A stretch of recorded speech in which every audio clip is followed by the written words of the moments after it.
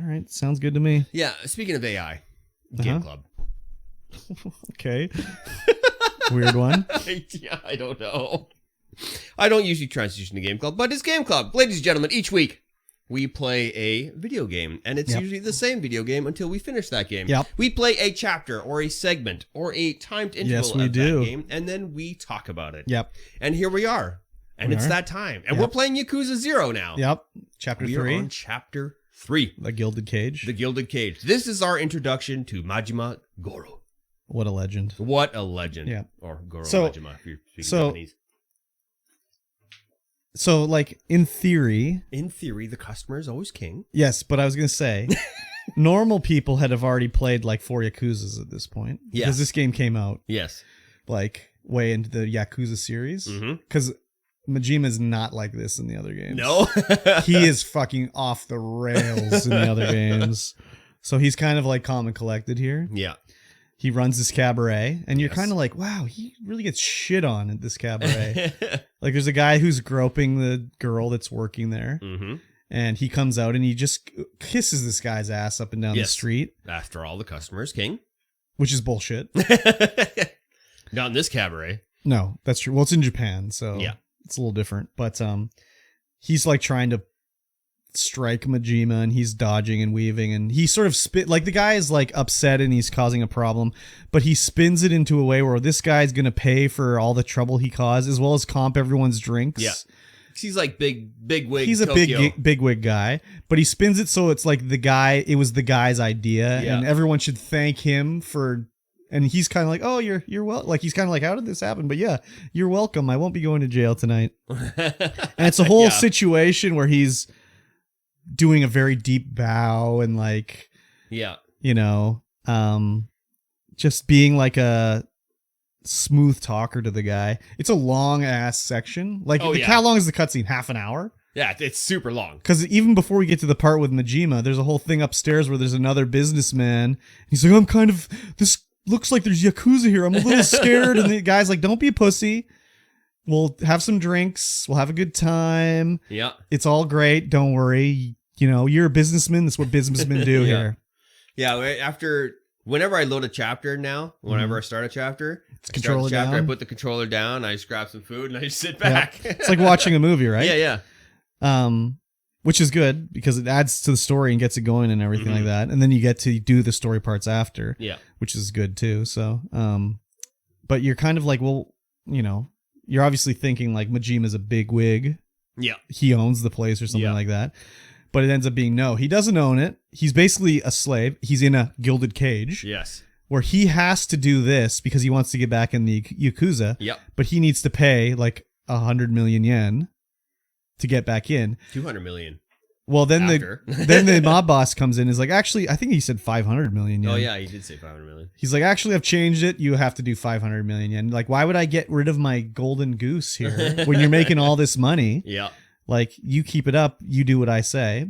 And then the Yakuza guys, and by the way, you're getting rid of your best girl that works here to go work at another cabaret. So keep up the money, but you're losing your number one earner. So I don't know much. I've never been to Japan. I'd like to go to Japan, but I don't know how these places work. Worked? No, they still. Are they still around? Yeah. All that shit's still around. Well, it's just like, I think the idea is that you go to the cabaret, they supply a girl for you to talk to. That's the end of it. Yeah. But it's like, how do they make money? It's like instead of the drink costing $5, every drink costs $15. Yeah. So you're paying more for the drink, but you get the company of the girl, right? I assume that's what it has to be. Yeah, could be. Because I don't think there's tipping really in Japan either. No, there isn't. So they overcharge for drinks, and then you cut to talk to these girls. So they want the nice girls to fill the different roles, because if I go in there, I don't want to talk to like a fucking school marm. I'll want to talk to like a girl that maybe has similar interest or can pretend to have a similar interest. Yeah. And then we'll drink. I'll buy her a drink. You know, that's the other thing too. Is I don't buy just for me. I buy for the girl too. Yeah.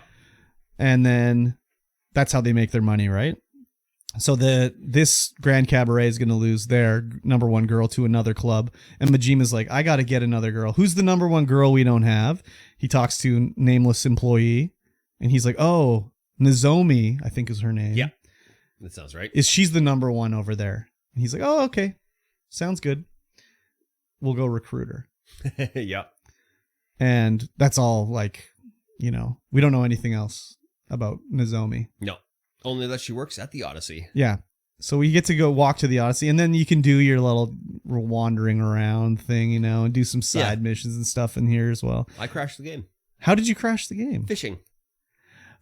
I fished, but it didn't crash. Yeah, it was weird. I was like fishing, and then I was fishing, and then it just crashed. I was like, what? And then I had to go all the way back to the start of the chapter. Oh, you didn't save in between, and there's no autosave? There was no autosave. Really? Yeah. I wonder if it's different on PC, because it autosaves fairly often on console. No autosave at all. I got to go to a phone booth every single time. I think there's autosave. Maybe I'm mistaken. I caught one crawdad. Yeah.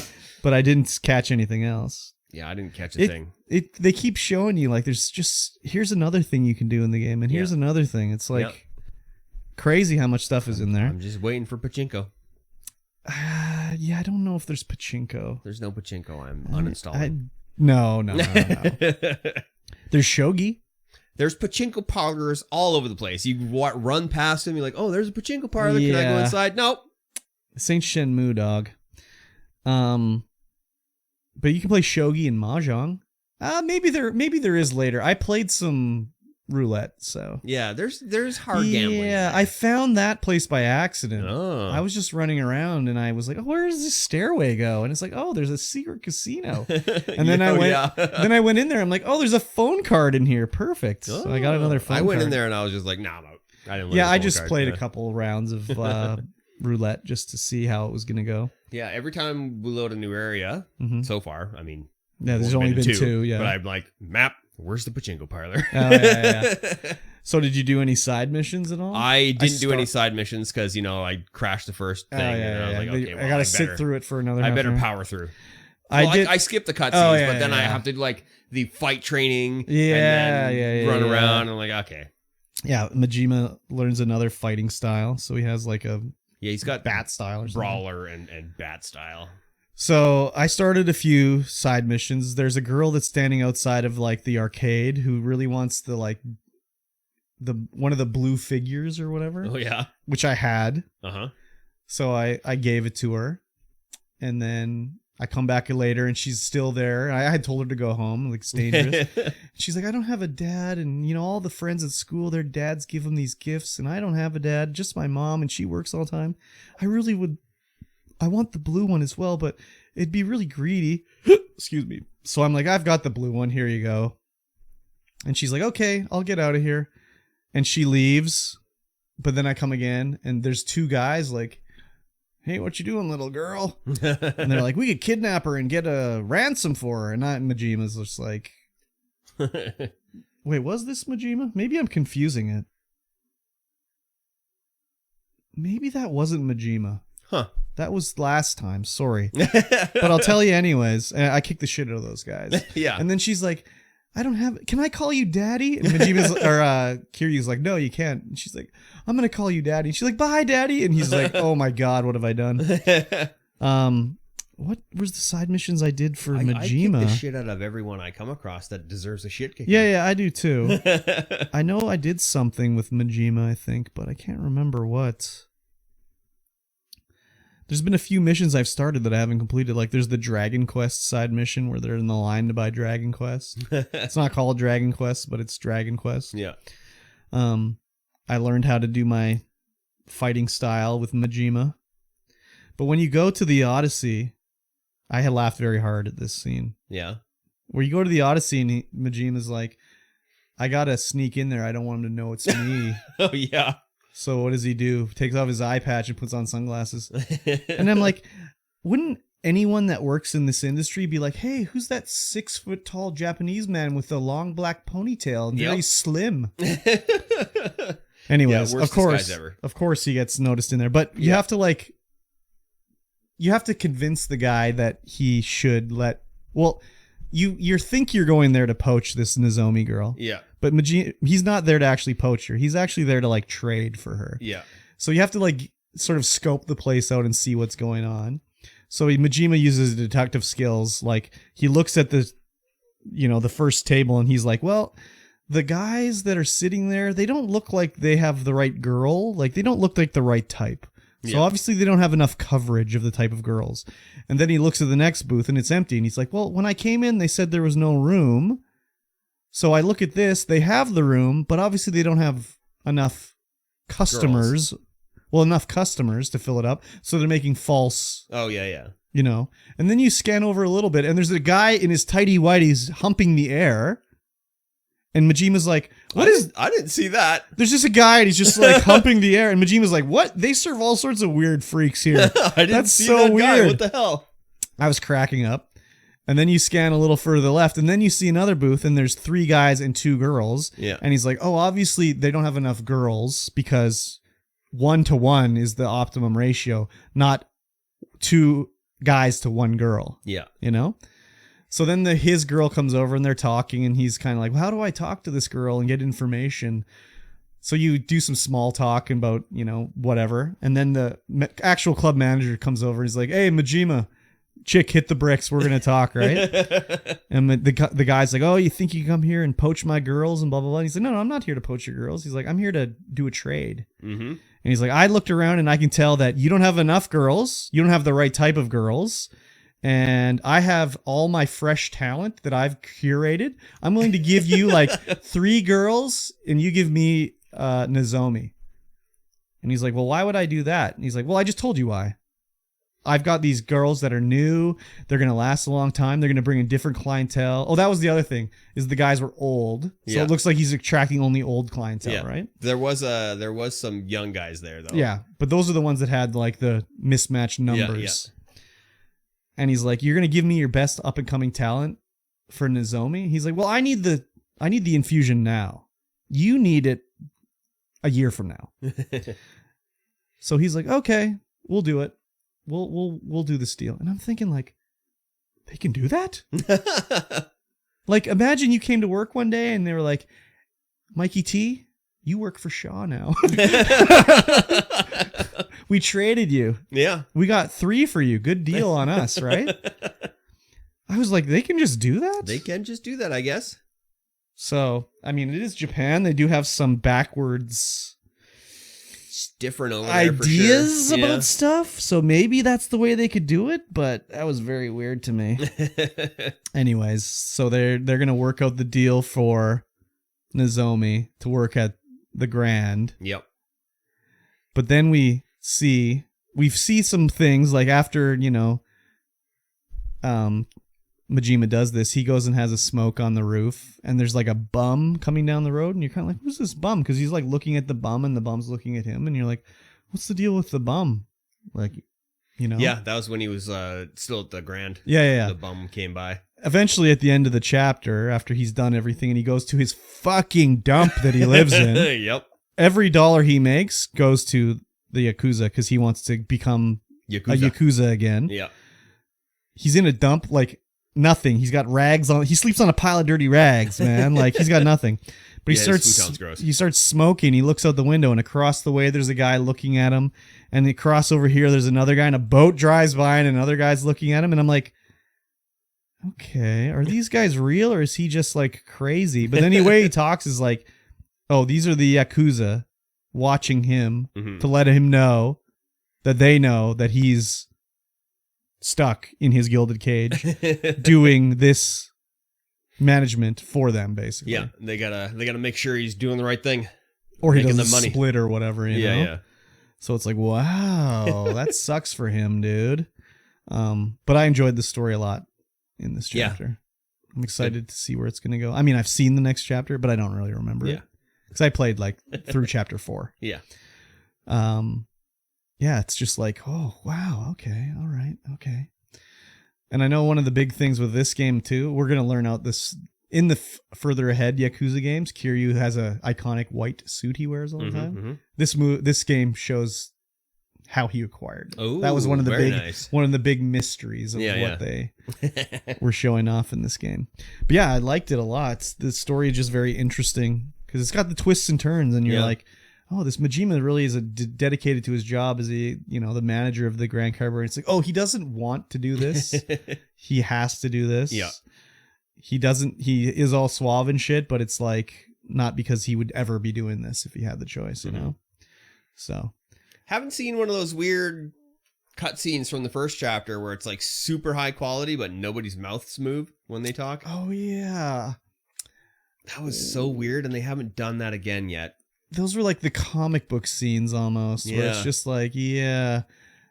Why did they do that? Were those flashbacks, maybe? No, that was like right at the start where he's like, when Kiryu's getting the money from the dude. Yeah, but and it was like no mouth movement. We never controlled him up to that point, though. No. So maybe it was technically a flashback? I guess. Yeah, I don't know. Could have been just an artistic choice just to start off the game, give it some stylized intro or whatever. It's just weird that the quality of the cutscenes are still that high, but they haven't done that style of cutscene again. Yeah. You can still tell when they make a character. They create a character or when it's scanned. Because you look at Majima and you're just like, that's not a real person. But then you look at some of the other ones and you're like, wow, that's a real guy. Yeah. There was the girl that was at the nightclub, the Odyssey that you talked to. I can't remember her name, A or something like that. I can't remember. I think it was her. She was a real girl because later in the chapter, I'm like, oh, I found her on a phone card. So I went into the phone card and I watched 3 erotic videos. Oh, they're just nuts. They're so like not erotic, dude. I haven't found enough phone cards. Well, you have at least one unlocked now because you did the question at the quest at the cabaret. So that one is unlocked. Oh, that video is unlocked. Because I went there and I haven't been able to watch. Did you go before or after? I think I went after. Oh, okay. I think I went after when I was going back to the thing. I'll have to check again. Like maybe I'm wrong. I mean, when you're Kiryu and you do the quests for the dominatrix, then you definitely unlock it. Yeah. Maybe you have to do that. I haven't done that quest. Maybe you have to do that. But I can't remember any side missions that I really did as Majima here. I did none. I was running around a lot and looking for cards. Like I went every fucking where looking for cards and stuff. And I was confused about the one mission that I did. That was Kiryu, not Majima. Oh, no, I did. No, wait. No, I can't think of any that I did. I guess it would be like the first chapter where you play as Kiryu. There was no side missions. Yeah. It was like chapter 2. There were side missions for Majima, though. I started a couple. Like, which ones did you start? Maybe I did them and I don't remember. I don't know. There was one where some dude's like just passed out on the ground. You're like, hey, man. Oh, yeah. And you have to take him across the bridge? I don't know. I didn't do it. That was Majima? That's Majima. He was wearing the stanchion. Maybe. I don't know. Which is the stadium jacket. Or the stanchion. Stadium jumper. And he had a picture on his back of a tiger that said, like, why don't you fight me or something like that? And he's like, I just really want to walk across the bridge in style. Can you defend me? And that was with Majima, eh? Okay, I did do that one. I beat the shit out of those guys on the bridge, but man, there was a lot of guys. Yeah. Yeah, dude. I had to get out the bat, go to town, you know? I always get out the bat now. Yeah. I'm just like, why would I even brawl when I got a bat? Yeah. I laid the smackdown on those guys. I also found that, the controls being as they are, if I don't lock in, then I heat seek, just like the NPCs do. Oh. Whereas I'll start a move on a guy, and if he goes around a corner, I'll follow him around the corner, like in the air. Just, yeah. Nice. Some Harry Potter crap. I like that. Yeah, there were a couple. I don't remember what I saw. Yeah, I did. I think. No, was that Majima again? I saw the one where there's the cult. They have to get the girl out of the cult. Because I remember doing that where they're like, and they're doing these like weird hand motions in the cult and stuff like that. But I can't remember if that was Kiryu or Majima. Huh. So, yeah, I'm excited to play some more. Yeah. I want to see where it's going. Yeah, I really like storyline. I really hate how it controls, but I like storyline. The controls don't bother me, so. Yeah, I just not. But like, it's like a 3D brawler. That's how they all control. Yeah, just I don't know. I think the camera control really throws me off. Oh yeah, the camera sucks balls, but whatever. And the whole like line across the center of the screen, like it's tearing, but it's not. Oh well, that's something about your setup or something like that. Yeah, for sure. Because I don't have that on Xbox at all. No. Are you playing on Steam Deck? No, you're not. No, I'm playing on. There's got to be 4K. something that you've got to. Well, drop down the resolution, man. I tried. I dropped down the resolution. I tried. Like if I drop the frame rate, it just screws right up. Like it goes to half the screen. Like not vertically. Horizontally, it's like half the screen. I'm like, no, vertically, it's half the screen and it's all blue. And I'm like, why is this like this now? That's weird. That's weird. It's so weird. I don't know what to say. I haven't had any problems. So. Anyways. Yeah, there you go. Yes, sir. All right, that's going to bring us to the end of this episode of the Stream Void podcast. Thank you. If you liked listening to what you're listening to right now, or watching for that matter, you can head on over to Stream Void. Patreon.com/Stream Void pod. I was going to say you can head on over and leave a comment and like and subscribe and whatever. You can do that too. Yeah. And share us with a friend. Yeah, do that one. Yeah. Tell all your friends that we're dope. Unless you already have told all your friends. Or you don't have any friends. You already have. Don't have any friends. You don't have any friends, yes. Yeah. Then shout us out at the top of a roof. Just go up there and shout out, watch Stream Void Pod. You know what I saw on the way home from work the other day?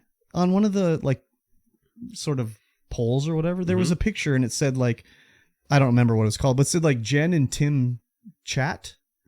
And it had a, like, QR code and it was like, listen to our podcast. Interesting. Yeah. It's very weird. I was like, is that something? And I was like, nah, I mean. Let's make some posters. What do you, that doesn't. I don't know. Dude. Didn't seem worthwhile to me, really. Yeah, it seems like a lot of work. I mean, I guess if the podcast was about the town, maybe that would make sense. Yeah. But if it's just them talking about The Mandalorian, who wants to hear that? Nah, nobody wants to hear that. All right, we will see you guys again in 1 week's time. Yeah, goodbye. Bye.